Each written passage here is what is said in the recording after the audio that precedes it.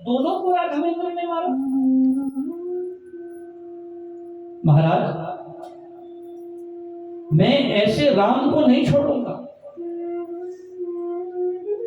ऐसे राघवेंद्र के चित्त में उसके प्रति बड़ा वैर बैठ गया और मन में यह सोचा जितने भी विष्णु भक्त हैं मैं इन सबको समाप्त कर डालूंगा, सब यज्ञ दान पाठ बंद कर दूंगा। ऐसा संकल्प लेकर उसने तप किया और ब्रह्मा जी को 1000 वर्ष पर्यंत साधना करके प्रसन्न किया।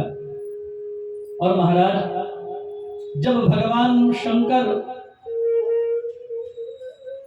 भगवान विष्णु के विरोधी इस धरा पर आ जाए और ब्रह्मा जी को प्रसन्न करके वरदान पालें तो बड़ा उत्पाद करते हैं।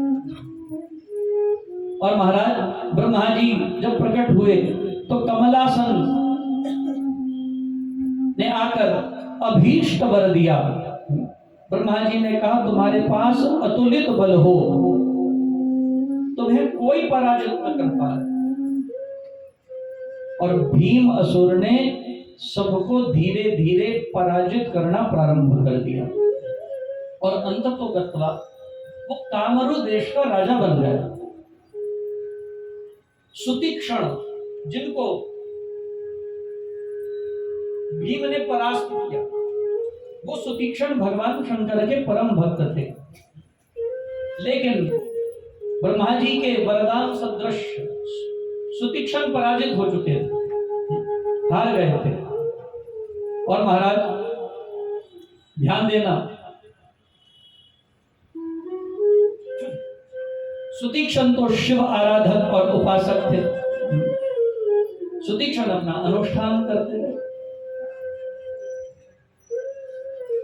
भीम की जेल में, कारागार में, और महाराज कारागार में ये शिव पिंडी बनाकर जब करते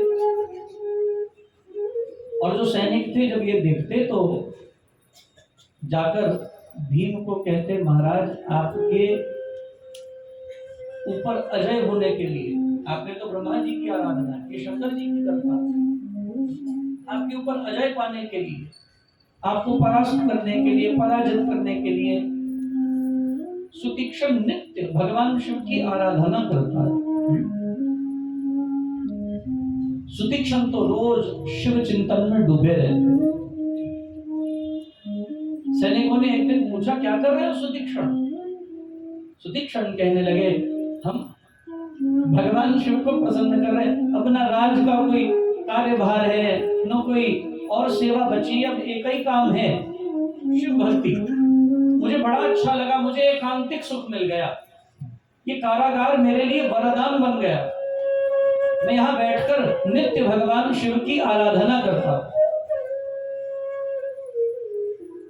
सैनिकों ने जाकर लाग लपेट की और अपने तरीके से भीम को बताया और कहा महाराज आपको मारने के लिए शक्ति संचय कर रहा है सुतीक्षण। अब तो भीम आया महाराज और भगवान शिव के आराधक सुतीक्षण को कहने लगा भी ये उपासना बंद करो। इसी वक्त इसी क्षण सुतीक्षण ने कहा कि भीम उपासना कोई शरीर का विषय नहीं है, उपासना कदाचित शारीरिक विषय नहीं है, ये इंद्रियक भी नहीं है, ये तो आत्मिक विषय है। मेरा आत्मा मेरे शिव में लीन हो चुका है। जिनको लगता है ये शरीरों का विषय है, शरीर मिट जाएंगे, लेकिन उपासना तो तुम्हारी आत्मा में प्रविष्ट होकर फिर आगे चली जाती। शुचिनाम श्रीमताम गेहे योग भ्रष्टो भेजायते, ये तो फिर आगे चली जाएगी, तो ये तो फिर आगे बढ़ जाएगी, ये कहाँ खत्म होती है? शरीर चला जाएगा, उपासना तो फिर रह जाएगी। मैं शरीरों से नहीं भजता अपने शिव को, शिव मेरा आत्मस्वरूप है, ये आत्मलिंग है, ये तो प्रतीक है। महाराज क्या कहते हैं? राम नाम भी प्रतीक ही है, परम पुण्य प्रतीक है, परम ईश का नाम, इट इज सिंबॉलिक, उसका तो कोई नाम नहीं है।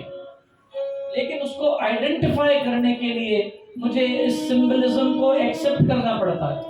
It is acceptance of the symbolism कि उसको मैं एक नाम से जानता और वो है राम।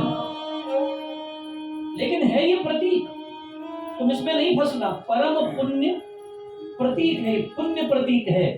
कोई साधारण प्रतीक होता है, कोई पुण्यवान प्रतीक हो, ये पुण्यवान प्रतीक है। It is a pious symbol. परम ईश का नाम, उस ईश्वर का जिसका कोई नाम नहीं है। राम अनामी का पता, वो अनामी है, उसका तो कोई नाम नहीं है। नाम रूप जिसका नहीं है उसके सब नाम, उसके तो सब नाम है। उसको किस नाम से भजोगे? ये तो केवल एक माध्यम है, एक तरीका है। और जो अमृतवाणी नहीं समझते भैया, वो उलझे रहते हैं। महाराज ने तो पहले ही गुत्थी सुलझा दी। पुण्य प्रतीक है, ये सब प्रतीक मात्र है। ये शिवलिंग तो प्रतीक है, ये चित्र प्रतीक है, ये सब प्रतीक है, इसमें कुछ नहीं है। प्रतीकों में कहां कुछ है? ईश्वर तो तुम्हारे अंदर है, वो तो तुम्हारा आत्मस्वरूप है। उसको भजना, उसको जानना। और तुम्हें लगता है भीम मैं शिवलिंग की आराधना कर रहा हूं तो तुम्हारी भूल है। मैं तो आत्मलिंग को भजता हूं, मैं आत्मलिंगी हूं। 5 प्रकार के लिंग हैं, उनमें सबसे श्रेष्ठ है आत्मलिंग। जो तुम्हारा है स्वरूप, ये आत्मलिंग है। भीम ने कहा मेरे से बातें मत बना, असली बात बता। ज्ञान कहां पल्ले पड़ता है मूर्खों को? उनका ध्यान तो एक मूर्ति में ही लगा है, उनका ध्यान तो एक चित्र में फंसा है। और किसी ज्ञानी को, किसी अनुभवी को, किसी अनुभव सिद्ध महापुरुष को किसी चीज की जरूरत नहीं है, वो अपने आप में पूर्ण है। इसलिए महाराज लिखते हैं जिसमें बस जाए राम सुनाम, होवे वह जन पूर्ण काम। चित्त में राम राम जो सिमरे, निश्चय भवसागर से करे। जो भजने वाला आराधक है, उपासक है, वो भजते भजते स्वयं पूर्ण हो जाता है, उसे किसी की आवश्यकता नहीं है। जिसमें बस जाए, बोलो ना भैया, राम सुनाम होवे वह जन पूर्ण काम। वो आप्त काम नहीं है, वो पूर्ण काम है। उसमें आप्त कामना नहीं होती, वो पूर्ण है। ब्रह्मज्ञानी को खोजे महेश्वर, ब्रह्मज्ञानी आप परमेश्वर, वो तो स्वयं पूर्ण है। महाराज अब तो सुतीक्षण ये कहकर बगैर परवाह किए तो तलवार लिए खड़ा है, गर्दन उतार देंगे, सिर काट देंगे। सुतीक्षण ने कहा तुम्हारा काम तुम करो, हमारा काम हम करें। आंखें बंद की और ध्यानस्थ हो गए। आपके आगे कोई तलवार लेके खड़ा हो तो क्या करोगे? आंखें बंद करोगे, शिव ध्यान करोगे, चिंतन करोगे, राम राम करोगे, क्या करोगे? क्या याद आएगा? बोलो ना जी। अभी आपके आगे लगता कभी तलवार निकली नहीं, इसलिए पता नहीं, बेचारे सोच रहे क्या करेंगे, पता नहीं, खबर नहीं क्या करेंगे। प्रतिकार करेंगे, चीखेंगे, चिल्लाएंगे, क्या करेंगे? हमारे यहाँ कहते हैं जब शेर आ जाए सामने फिर क्या करोगे? तो बुद्धिमान बोला फिर हम क्या करेंगे? शेर ही करेंगे। तो उसी का काम बचा, हमारा काम तो खत्म हो गया, तो शेर का काम शुरू हो गया। बस यही फर्क है भक्त में और एक संसारी में। भक्त नहीं डरता इन चीजों से। तुम तलवारें निकालो, तुम गोलियां तानो, तुम तोपे दागो, उसे कोई फर्क नहीं पड़ता। उसका आश्रय एक है, और वो तो शरीर को भी बंधन ही मानता है। शरीर उसके लिए बंधन मात्र है। शरीर छूटेगा तो परमानंद के अंदर विलय होगा। जिसको ये सत्य दिख गया उसके लिए शरीर एक बंधन मात्र है। वो शरीर से, शरीर के मिटने से कहां डरता है? उसको कोई भय डर नहीं है। सुतीक्षण को कहाँ डर था? वा मरने से जग डरे मेरे मन आनंद, कब मरी है कब पाई है पूर्ण परमानंद। ये तो परमानंद की स्थिति है, शरीर छूट जाएगा, हम ब्रह्म में तदाकार हो जाएंगे, आत्मा परमात्मा में मिल जाएगी, तो बात खत्म हुई। इस शरीर को छोड़ने से डर कैसा? अंतवंत इमे देहा नित्य स्योक्तः शरीरिणः अनाशिनो अप्रमेयस्य तस्मात् धृभ्यस्व भारत। कहाँ डरता है साधक? साधक को कोई डर नहीं होता। ये देह तो आखिर अंत को प्राप्त होनी ही है, आज नहीं तो कल, तो डरना कैसा? उसके जाने का कोई भी कारण बन सकता है, और अगर आराधना करते करते चला जाए तो फिर तो जीवन धन्य हो गया। महाराज अब तो सुतीक्षण लीन हुआ और भीम तलवार निकालकर खड़ा हो गया। तू मुझे क्या मारेगा? मैं तेरा काल हूं, मैं तुझे विनष्ट कर डालूंगा।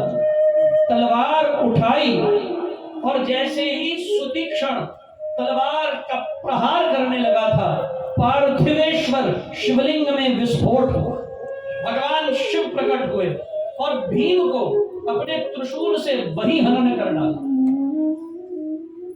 अपने भक्त की रक्षा। महादेव महादेव महादेव पाहि मां, मृत्युंजय महादेव रक्ष मां, मृत्युंजय महादेव रक्ष मां, मृत्युंजय महादेव पाहि मां, मृत्युंजय महादेव क्षमा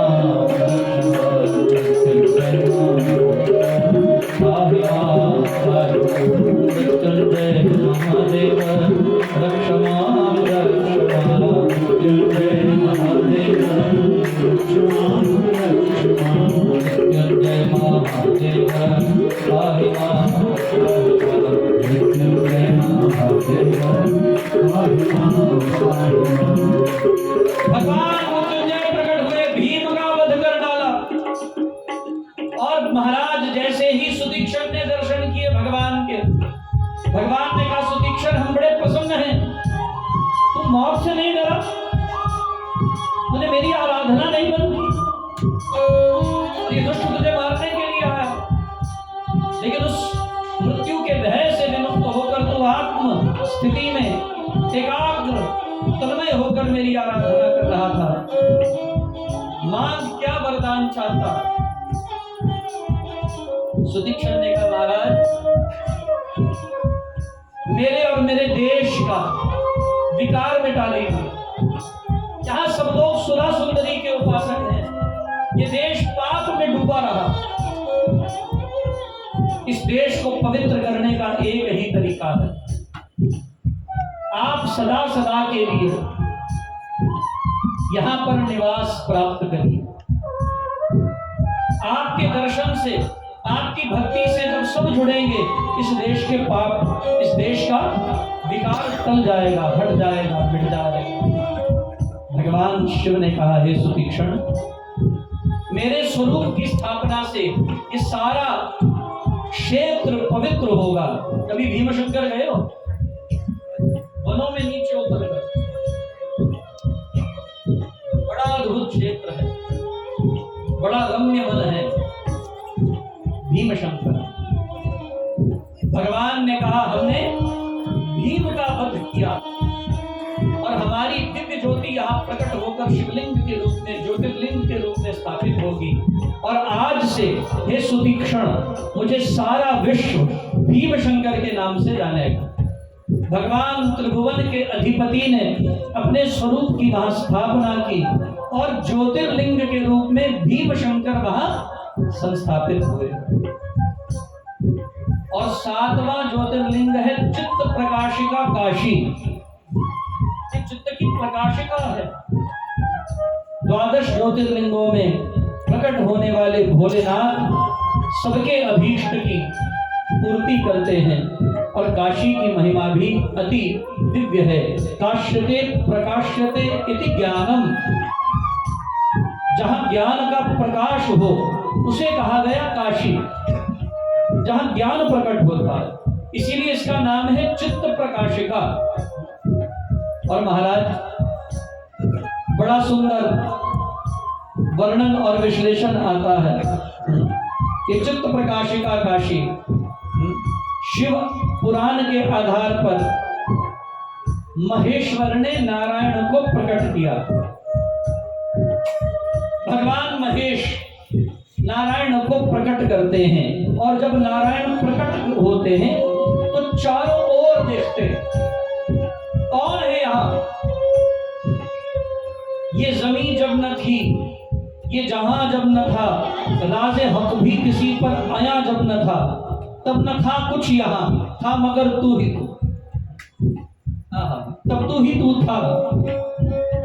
और महाराज जब भगवान नारायण इधर उधर देखने लगे, आकाशवाणी हुई, तब तब तब नारायण सोचने लगे तब करने के लिए कोई जगह चाहिए। कहां तक जल ही जल है, बैठने की को तो कोई आधार भूमि तो है ही नहीं, कोई अवलंबन, कोई ओट, कोई आसरा तो है ही नहीं, जल ही जल है।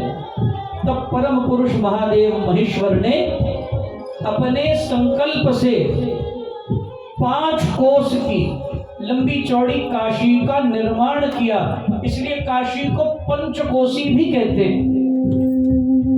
काशी का एक नाम है पंचकोसी, एक नाम है चित्त प्रकाशिका।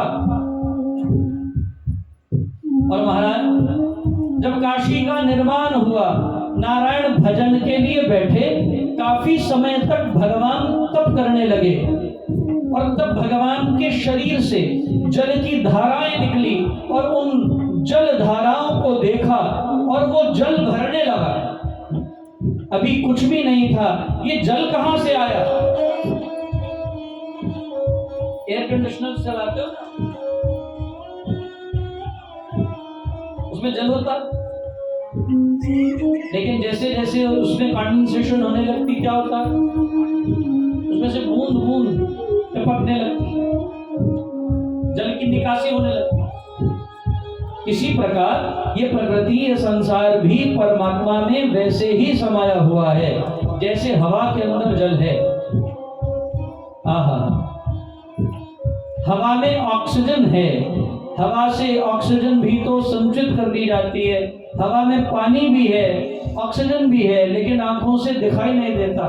The composition is hydrogen is 2 times H2O, oxygen is 1 content। महाराज प्रभु की विचित्र लीला है, और ये अद्भुत कारागिरी है। जब जल प्रकट हुआ, सब कुछ जल में डूबने लगा। सोच रहे हैं भगवान ये जल कहां से आया? तो भगवान शंकर ने प्रकट होकर ये पंचकोशी को अपने त्रिशूल पर रखा और इसे उभार दिया। ये पंचकोशी काशी को भगवान ने उठाया, और श्रीमन नारायण आश्चर्यवत होकर ये देखने लगे, और जब सिर हिलाया अचंभे में, भगवान ने जब अपना मस्तक हिलाया, आहा, महाराज उनके कान का एक कुंडल गिरा, भगवान के कान का कुंडल गिरा, और जहां कुंडल गिरा उसका नाम बना मणिकर्णिका। कानों की मणि जहां गिरी, मणिकर्णिका घाट। और महाराज इसलिए लाखों लाखों वर्ष बीत गए, इस मणिकर्णिका पर आज भी आराधनाएं उपासनाएं होती हैं। यहाँ श्मशान है जहां आज तक कभी श्मशान की अग्नि नहीं बुझी। 24 घंटे यहाँ संस्कार होते हैं, क्योंकि जो यहाँ पर संस्कार को प्राप्त कर ले, क्या होता है, उसकी मुक्ति हो जाती है। काशी मरणोन्मुक्ति ही, तो ये काशी प्रकट हुई तो भगवान शिव नारायण के तेज और तप से प्रसन्न हुए और आकर कहा, हे नारायण, मांगिए क्या चाहते हैं। इसलिए सारे ज्योतिर्लिंगों में सर्वश्रेष्ठ कौन है? बोलो ना भैया, विश्वनाथ। भगवान नारायण को आकर कहा, मांगिए क्या चाहते हैं। भगवान ने कहा, आपने हमें प्रादुर्भूत किया नाथ, आप ही मेरा वजूद है, आप ही मेरा अस्तित्व है, आपसे ही मैं अस्तित्व को प्राप्त होता हूँ और सारे अखिल विश्व की उत्पत्ति आपसे हुई, मैं भी आपसे उत्पन्न हुआ। इसलिए आप सदा सदा के लिए मेरे हृदयेश्वर बनकर यहाँ निवास करिए। ये पंचकोशी आपके बिना अधूरी है। भगवान ने कहा, हम आपके लिए यहाँ अवश्य निवास करेंगे। और भगवान क्योंकि विश्व की उत्पत्ति के हेतु बने, भगवान ने कहा, आज से संपूर्ण विश्व हमें किस नाम से जानेगा? बोलो ना भैया, विश्वनाथ से जानेगा। इसलिए प्रेम से गाइए,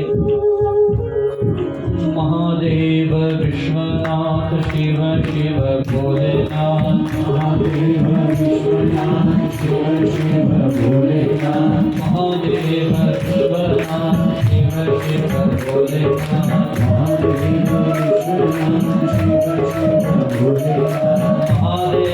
विश्वनाथ शिव शिव भोलेनाथ, महादेव विश्वनाथ शिव शिव भोलेनाथ, महादेव विश्वनाथ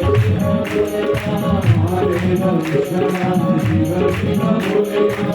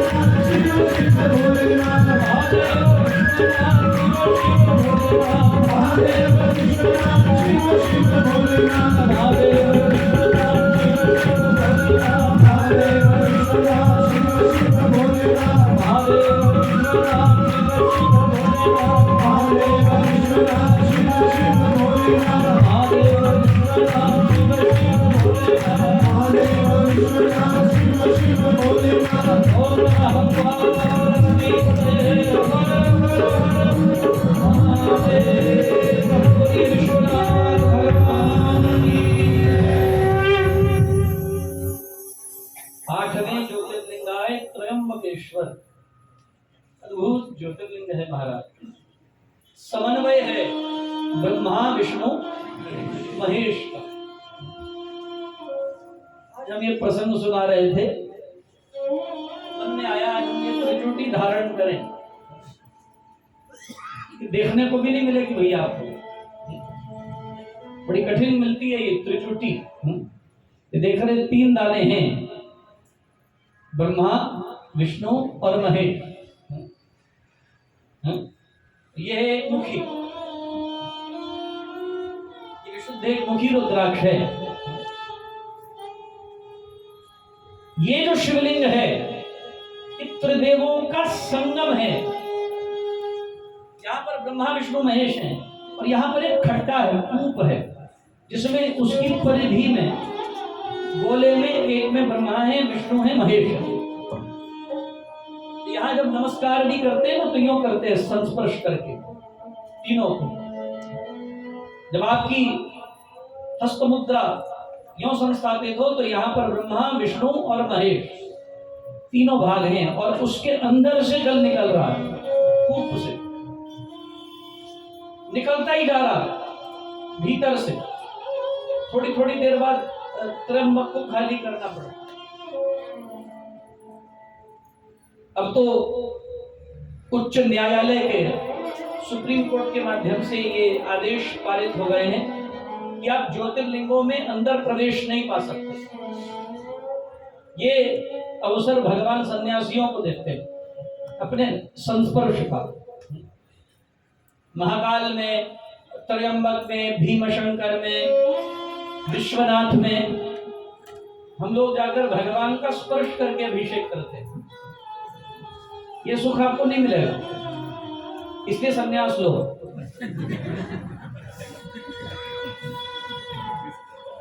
हो गए, देख लिया सबका, क्या भटकते रहो। ये सन्यासियों को सुख मिलता है।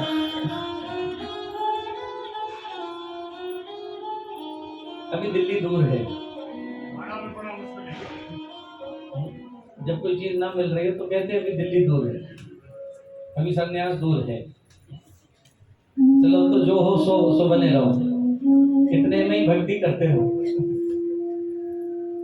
महाराज, नासिक से 40 किलोमीटर दूर ब्रह्मगिरी नाम का एक पर्वत है, और ये जो ब्रह्मगिरी नाम का पर्वत है ये बड़ा रम्य है।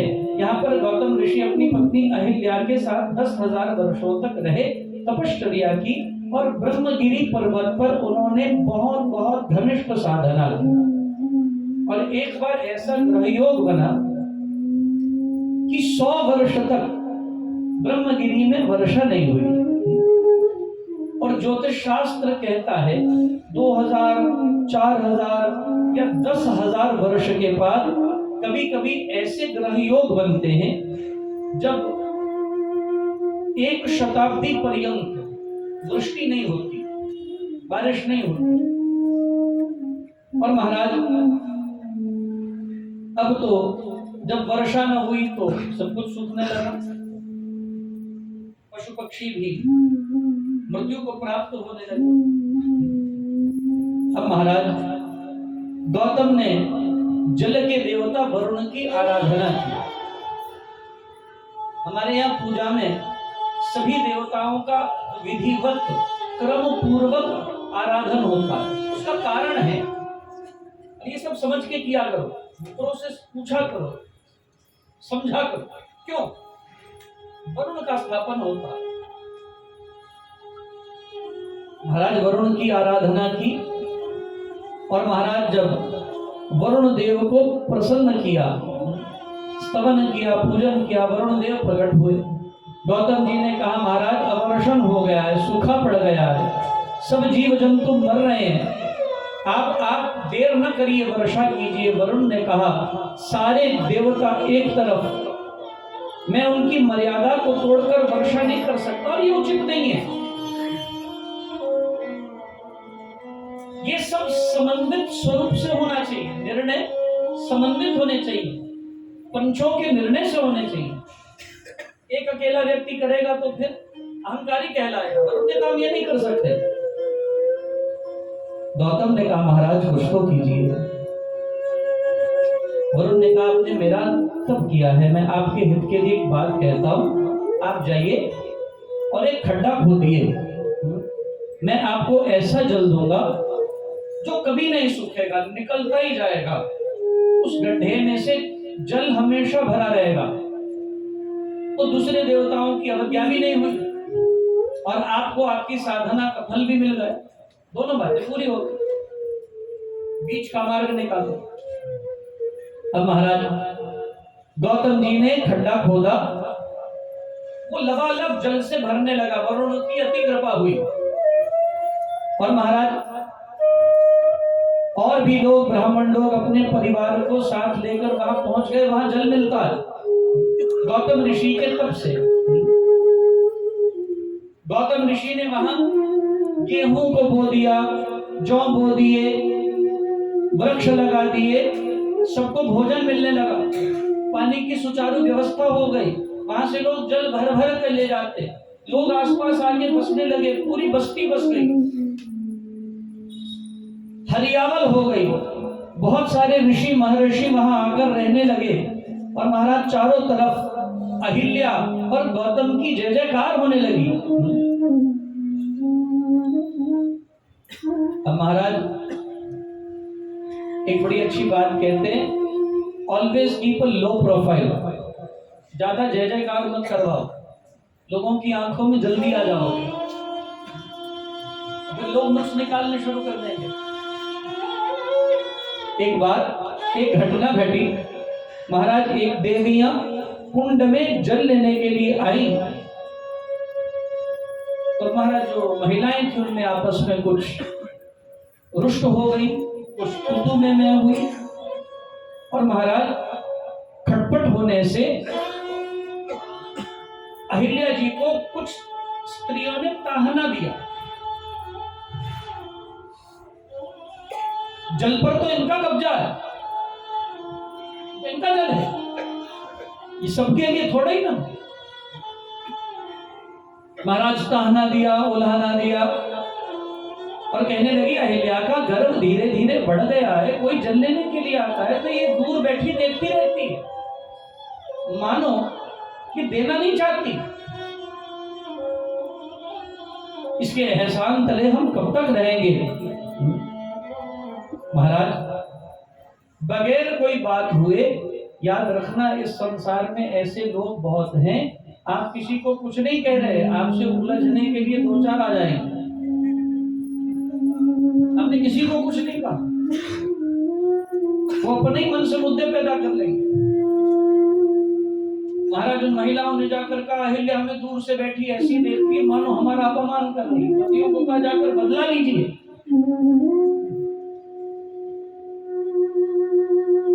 महाराज जब रोज घर में कहे बदला लो बदला लो बदला लो बदला लो, एक दिन पति गए जल पीने के लिए, तो गौतम ऋषि वहां पर आसपास घूम रहे थे। गौतम ऋषि ने तो बड़े प्रेम से कहा आइए पधारी। बोले हाँ हाँ तुम्हारा ही हक है, तुम्हारा ही है। महाराज, अब जब आपके दिमाग में कोई उल्टा पुल्टा भर दे तो फिर अच्छी बात भी आपको, बोलो ना भैया, सीधी बात भी आपको कटाक्ष लगने लगती है। इन लोगों को भी लगा शायद गौतम कटाक्ष कर रहे हैं, तो अब वो कहते हैं दे कनेक्टेड द डॉट्स, बिंदु जोड़े आपस में। पत्नियां भी बोल रही थी हमने भी देखा ये ऐसा ही करता। अब तो महाराज ब्राह्मणों ने पहले तो आकर घर में कहा कि इतना सहयोग गौतम ने किया, हम तो प्यासे मर जाते, पशु मर जाते, अन्नपान न होता, गौतम की कृपा से तो ये सब हुआ। पत्नियों ने कहा महाराज क्या गौतम ही तब करते थे इस क्षेत्र में, आप लोगों ने तब नहीं किया। वोटें तो सब डालते हैं, एक बन जाता है राजनेता, एक एक वोट की कीमत है, एक बन गया राजनेता। बोले गौतम ऐसा ही है, तब तो आप सबने किया, ये राजनेता बन गया, इसको श्रेय मिल गया। हमारा चढ़ा दिया, इनको लगा हमने भी किया।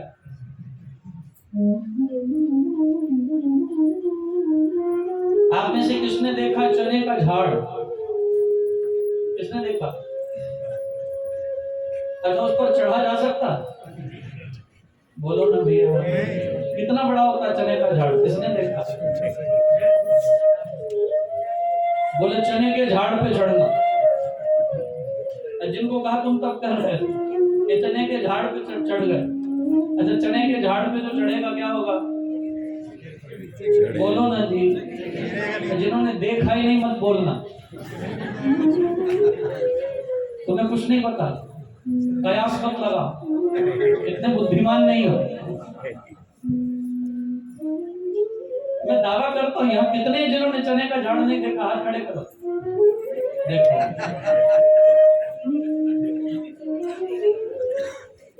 चंडीगढ़ के आसपास होते हैं, दिखा कर लाइए इनको। ऐसे ही बोलते रहते जो मन में आए, बस कहीं से सुना हुआ है, वो प्रथा चल रही है, सुना सुनाया बोलते रहो, पता कख नहीं। चने के झाड़ पे चढ़ सकते हैं भैया? अच्छा चढ़ गए तो महाराज चढ़ने पे कुछ तो अपनी खैर करना, बाकी चने के झाड़ को मैं बैठ जाएगा। नहीं समझ लिए? देखने वालों ने समझ ली। तुम तो चढ़ोगे तो तुम्हारी कवायद होगी, वो तो अलग बात है। चने के झाड़ को और नुकसान कर दो।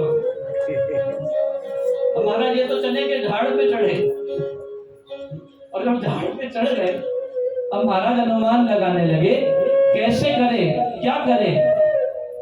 अब तो महाराज इन्होंने गणपति की आराधना की, ब्राह्मणों ने गणपति को प्रसन्न किया, और जब गणपति को प्रसन्न किया तो महाराज गणपति जब प्रकट हुए तो कहने लगे महाराज आप किसी तरह गौतम को अपमानित कर दीजिए। कभी कभी साधना भी तो लोग दूसरों को नीचा दिखाने के लिए करते हैं। उनकी आराधना, उनकी साधना का मंतव्य गंतव्य इतना ही है, किसी का अपमान, किसी का अपकार। गणपति ने कहा मैं नहीं कर सकते, लेकिन तुमने हमारा भजन किया।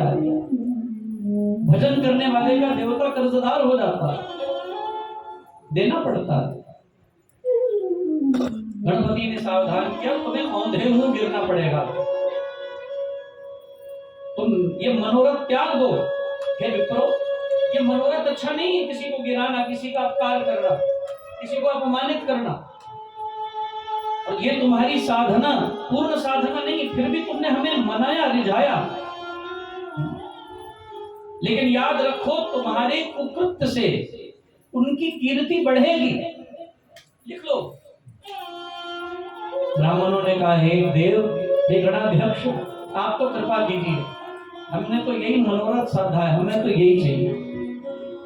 अंततः गणेश जी ने उन्हें फल देने के लिए गाय का रूप धारण किया और एक बूढ़ी सी वृद्ध सी गाय का रूप बनाकर गौतम के खेतों में चरने के लिए चले गए। और गौतम जी ने चारों तरफ देखा, इतने लोग यहाँ रहते हैं, अन्न मनुष्यों के लिए है, जानवरों के लिए घास फूस है, वो भी भरपूर है। ये गाय यहाँ क्यों आ गई है? इसे हम थोड़ा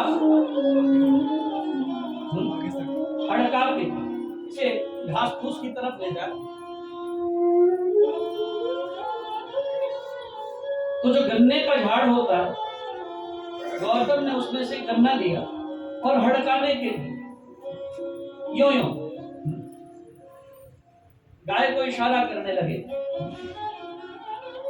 और महाराज जब वो गाय हटी नहीं तो गौतम जी ने थोड़ा जोर से गाय की पीठ को छुआ गन्ने से, और वो तो लीला थी, कौतुक था, तो स्वयं गणपति थे, लीला कर रहे, वो गाय मर गई। गो हत्या का पाप लगा।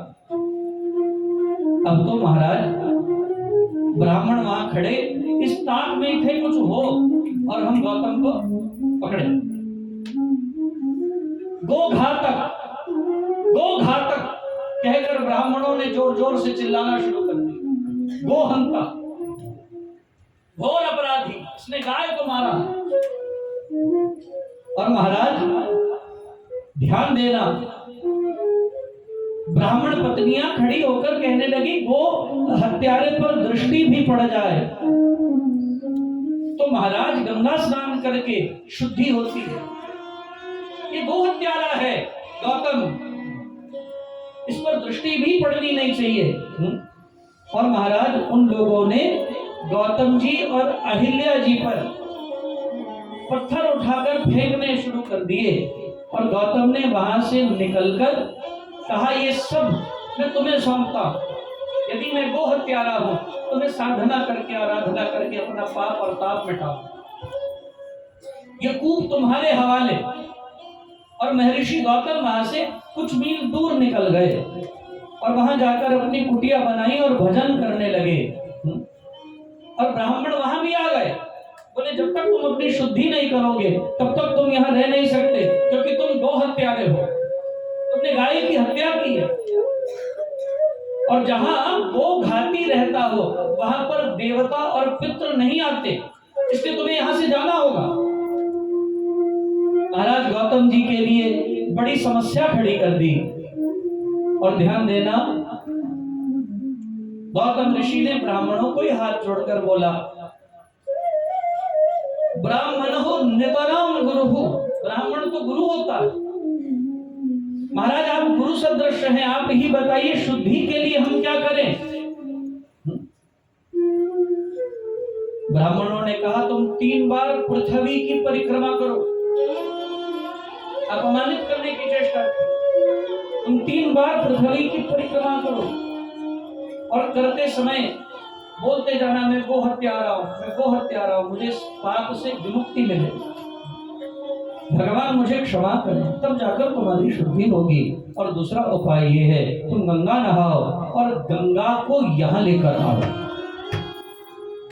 गंगा यहां प्रकट करो। हम कूप से जल भर भर के कार्य करते, गंगा यहां आनी चाहिए। गौतम जी ने सोचा मैं 3 बार परिक्रमा करूं, मैं गंगा स्नान करूं, ये बोलूं मैं गो हत्यारा हूं, मैं पापी हूं, इससे अच्छा तो ये है कि मैं गंगाधर की आराधना करूं। गंगाधर जो मुक्तिधर हैं उनकी साधना आराधना करूं, उन्हीं को प्रणाम करूं, क्योंकि उन्हीं से कल्याण होता है। और कहते हैं जब गौतम जुट गए भगवान शंकर की आराधना में,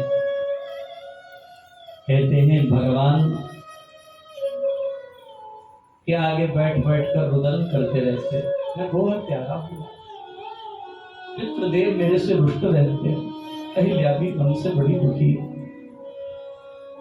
और मन में एक बार ये भी आता कि हमने तो कोई दोष किया नहीं, मैं तो केवल गाय को दूर ले जा रहा था, मैंने तो कुछ भी नहीं किया, मैंने तो छुआ मात्र था। गाय फिर भी मरी। अभी तक गौतम को ये मालूम नहीं था कि ये ब्राह्मणों की चाल थी। भावपूर्ण हृदय से भगवान शंकर की आराधना में जब डूबे, भगवान शिव प्रकट हुए, देवता पुरुष पुष्प बरसाने लगे, जय जयकार होने लगी। उसी समय भगवती गंगा भी वहां प्रकट हो गई, भगवान शंकर की जटाओं से बह रही। उन्होंने स्तुति की, पूजन किया और भगवान शंकर ने प्रसन्न होकर कहा मांगो, तुम क्या वर मांगते हो गौतम? गौतम ने कहा हम यही वर मांगते हैं, हमें जो गो हत्या का पाप लगा है नाथ, आप उससे हमें विमुक्त कर दीजिए। पितृ और देव मेरे से प्रसन्न हो, गंगा मैया यहीं रहे और हम प्रतिदिन गंगा मैया में स्नान कर सके। भगवान शंकर ने कहा तुम बड़े भोले हो गौतम, और अहिल्या तुम भी बड़ी भोली हो, तुम्हारी साधना से जल रहे इन ब्राह्मणों ने, इन ब्राह्मण पत्नियों ने षड्यंत्र रचा था। तुम उससे सर्वथा अनभिज्ञ हो, तुम्हारे साथ इन्होंने छल किया और हमारे पुत्र गणपति की आराधना करके इन्होंने उनके माध्यम से ये कौतुक रचा। तुम बिल्कुल निर्दोष हो, तुम्हारे में कोई दोष नहीं है। और गौतम जी इतने सरल थे, उन्होंने कहा प्रभु जो भी हो, लेकिन उनके मुख से निकला कि हम गो हत्यारे हैं और हम अपने आप को गो हत्यारा मान चुके, इसलिए हमारे दोष मुक्त कर दीजिए। मैं आपकी जटाओं की गंगा में स्नान करके पवित्र हो जाऊं और मुझे ये वर दे दो, ये गंगा सदा सदा के लिए यहाँ पर रहे, ये गंगा यहाँ से कभी न जाए, ताकि वो जो कह रहे थे मैं गंगा स्नान करके ही पापों से मुक्त होऊंगा, हे गंगाधर ये कृपा आप ही कर सकते हैं। भगवान शिव ने कहा तुम बड़े भोले हो गौतम, तुम उनकी मान्यता पर इतना बल देते हो तो ठीक है, आज से मेरी गंगा भी यही रहेगी और त्रिदेवों सहित मैं भी यही रहूंगा और तुम्हें दर्शन देके नित्य कृपा करूंगा। तुम रोज गंगा में स्नान करोगे और रोज त्रिदेवों का दर्शन करोगे। भगवान ने वहां पर महाराज निवास किया और यहाँ के सब लोगों का कल्याण हुआ। देवता भी वहां आ गए और देवताओं ने मां भगवती गंगा से प्रार्थना की आप यहाँ आई हैं। गंगा मैया ने कहा अब सब इस जल में स्नान करके शुद्ध होंगे, पवित्र होंगे। और देवताओं ने कहा हम भी वचन देते हैं 12 वर्षों के बाद 1 महीने के लिए हम सब यहाँ आया करेंगे और यहाँ तुम्हें पवित्र करेंगे। भाद्रपद महीने में सिंह के बृहस्पति यहाँ आते हैं, इसलिए यहाँ पर सिंहस्थ कुंभ होता है। क्या होता है? सिंहस्थ। यहाँ पर आते हैं देव तब 1 महीने का यहाँ महाकुंभ लगेगा।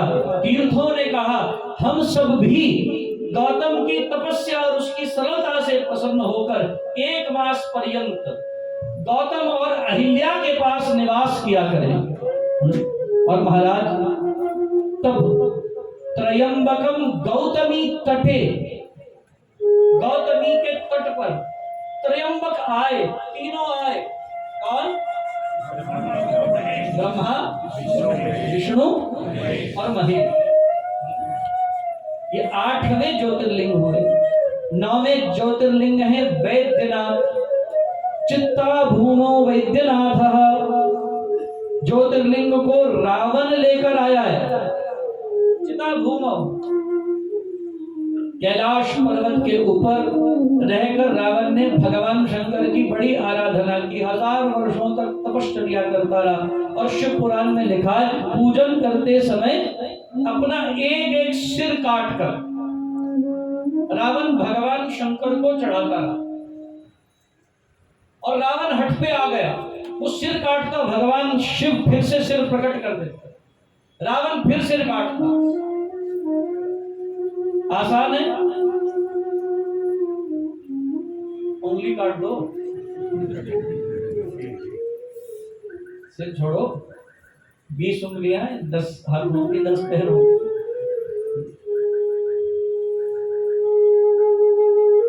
सुई न चुभे कहीं।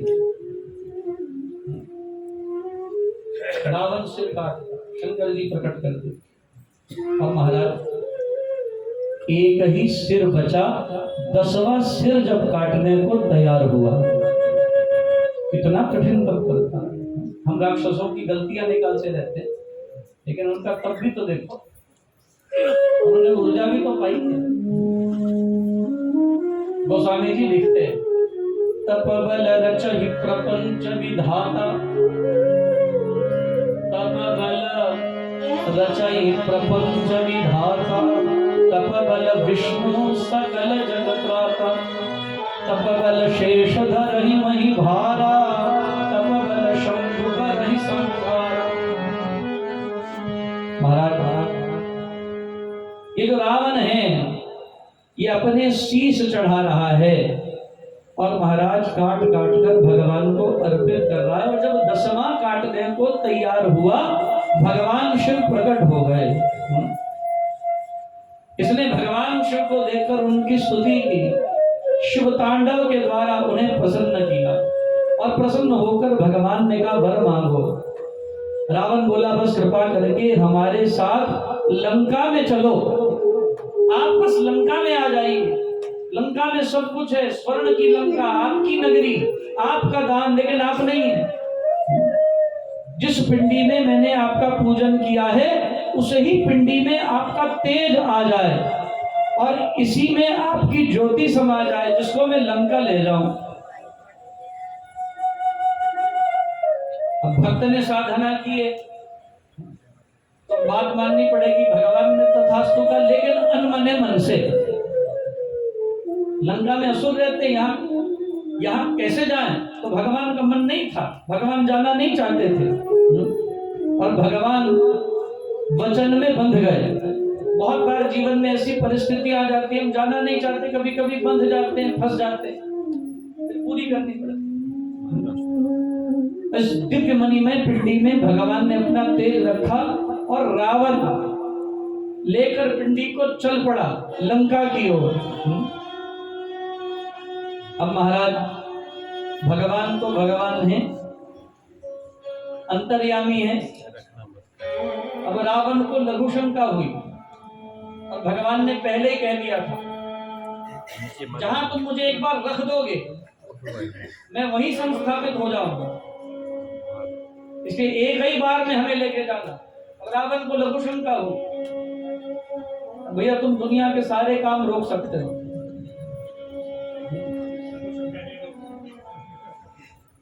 बाकी आपको पता होगा महाराष्ट्र भगवान ने भी लग।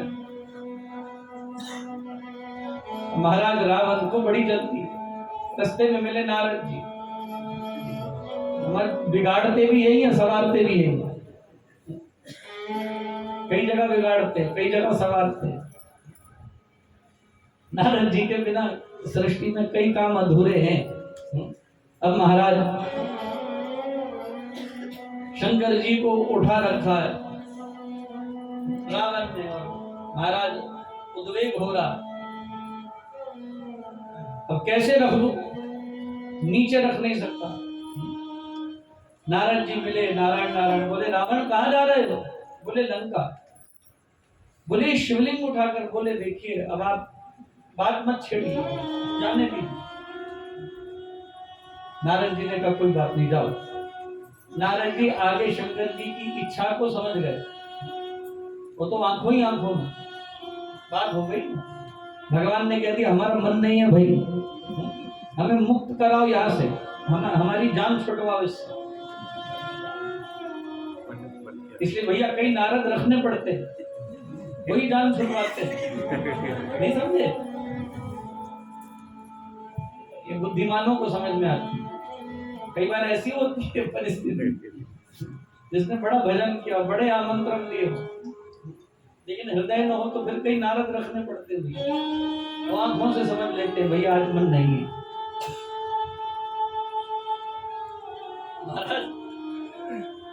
नारद जी निकले और एक लड़के का रूप धारण करके आ गए। रावण को तो बड़ा उद्वेग हो रहा था। रावण ने कहा उस लड़के को, ठहरो, इधर आओ, हम शिवलिंग को तुम्हें सौंपते, और जब तक हम शुद्ध होकर वापस आते तुम यहीं खड़े रहना और नीचे नहीं रखना। और शंकर जी की इच्छा तो बोलो ना जी, होगा तो वही जो उसको मंजूर है। मेरे आपके सोचने से कुछ होने वाला नहीं है, वो तो वही करेगा जो वो चाहता है। अब तो महाराज उस लड़के को खड़ा किया और इसकी लघु शंका तो महाराज रुका ही नहीं। अब तो पकड़े पकड़े थक गए, और उसने तो शंकर जी को रख दिया। और जब रावण लौटकर आया तो क्या देखा, इतनी साधना करके हमने भगवान को प्रसन्न किया कि लेके जाएंगे लंका, और ये तो महाराज हो गए स्थापित। पटियाला में काली माता मंदिर गए हो कभी? गए हो? पता है कैसे स्थापित हुई है वो? ये मूर्ति जा रही थी कलकत्ता। महाराजा भूपिंदर सिंह मां के उपासक थे। ये जा रही थी मूर्ति बन के कलकत्ता, और गड्ढे पर इसको लेकर जा रहे थे। और जहां मां की मूर्ति स्थापित है वहां बिल्कुल वही, जब गड्ढा आया तो धंस गया, और महाराज हजारों ने जोर लगा लिया, वो उठा ही नहीं, निकला ही नहीं। जब मां की मूर्ति उठा ही ना, सैकड़ों लोगों ने जोर लगा लिया, मां हिले ही नहीं। ये ऐसे ही नहीं बने ये मंदिर, सिद्ध स्थान है, यहां जाके नमन किया करो। महाराज ज्योतिषियों को, पुरोहितों को बुलाया गया। बोले देखिए, पुरोहितों ने कहा मां की इच्छा नहीं है इस जगह से जाने, मां यहीं बैठना चाहती। महाराजा भूपेंद्र सिंह ने बीच शहर की जगह है, बीचों बीच शहर के, शहर की धुरी है वो जगह, शहर उसके आसपास है, वहां से उस धुरी से शहर नापा जाता है। वो काली मां की दिव्य ओजस स्थली है। तो महाराज पुरोहितों से निर्णय कराया गया कि मां को अब हम कहीं जाने नहीं देंगे, यहीं स्थापित करेंगे। और जैसे ही यह संकल्प हुआ कि मां को यहीं स्थापित करना है, मां तुरंत उठ गई और वहीं मां को स्थापित किया गया। ये वही जगह है जहां मां की स्थापना हुई है, गर्भगृह वही जगह है जहां गड्ढा फंसा था, और जहां शिवलिंग रखा ये वही जगह है जहां शंकर बैठना चाहते थे, वैद्यनाथ, परली, बिहार। महाराज भगवान बैठे और वही संस्थापित हो गए। महाराज रावण उठाकर बड़ी चेष्टा करने लगा, उठा लूं, ले जाऊं, लेकिन भगवान नहीं उठे, सदा सदा के लिए परली में संस्थापित हो गए। समय अधिक हो रहा है, संक्षेप में 10वें ज्योतिर्लिंग कौन से हैं? बोलो ना भैया। नागेश्वर, जो दारुक वन में शिव भक्त सुप्रिय नाम के वैश्य की दारुक नाम के राक्षस से रक्षा करने के लिए भगवान प्रकट हुए थे।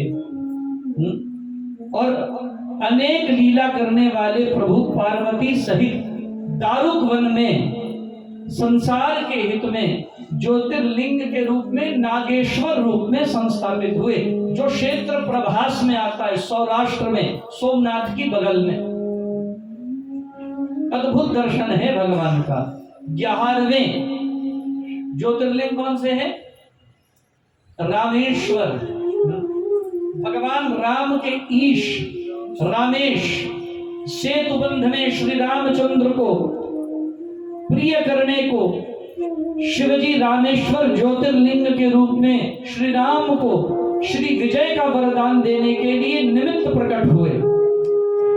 इस ज्योतिर्लिंग की महिमा बड़ी अद्भुत है। भोग मोक्ष दोनों कामनाओं की पूर्ति करने वाला ये दिव्य ओजस्वी शिवलिंग राम के ईश्वर क्या कहलाए? रामेश्वर। और 12वें ज्योतिर्लिंग है भूषणेश्वर।